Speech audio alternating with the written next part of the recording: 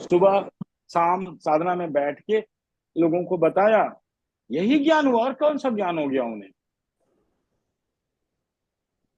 कौन सा ज्ञान हुआ उन्हें? एक तो झटका लगा, वैरागी हुए कि जीवन में दुख के अलावा कुछ है नहीं, तो आदमी वैरागी होता, भागता है घर छोड़ के। ये जिस घर में हम रह रहे हैं, हमें लगा कि अब इस घर में तो सुख की कहीं से गुंजाइश ही नहीं है, तो हम क्या करें? घर छोड़ के भाग जाओ। और क्या कर सकते हैं?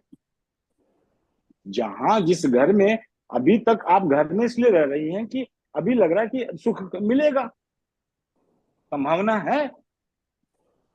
जिस दिन आपको लगे कि इस घर में सुख की कोई संभावना ही नहीं है, दुख ही दुख है, कोई नहीं रहता, कोई रहेगा घर में?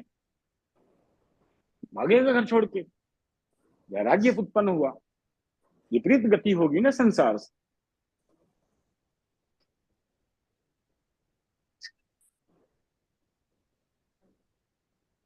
अभी है ना, आशा है ना कि जहां आप रह रही हैं, चाहे कितना भी दुख आ जाए, अच्छा अच्छा कल तो सुख मिल ही जाएगा।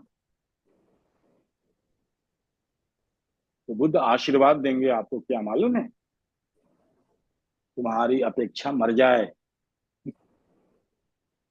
तो बुद्ध का आशीर्वाद है, तुम्हारी अपेक्षा मर जाए कि कभी सुख मिलेगा ही नहीं।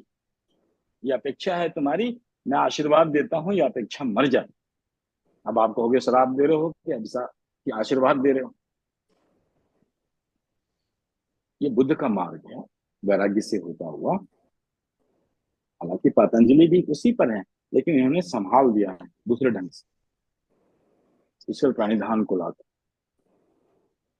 और बुद्ध को भी यही ज्ञान हुआ, तो उन्होंने अष्टांग योग, सब में सम्यक, न ज्यादा बोलना है न मौन में रहना है, अति पर मत जाओ। उन्होंने लगा कि मैं तो अपने पागलपन पर अति पे चला गया, अति कर दी मैंने, और इससे ईश्वर और ज्ञान की प्राप्ति नहीं होती। तो बोलो उतना जितना अत्यंत आवश्यक। भूखे भी नहीं रहना और ठूस भी नहीं लेना। भोजन करो जितनी जरूरत है। तो उन्होंने सम्यक लगाया, ध्यान करो, वो भी नहीं कि पागलपन की तरह, सम्यक। तो उनका पूरा ज्ञान इतना ही है, अति पर नहीं जाता। और यही ज्ञान हुआ उन्हें कि अगर हम सम्यक जीवन को जी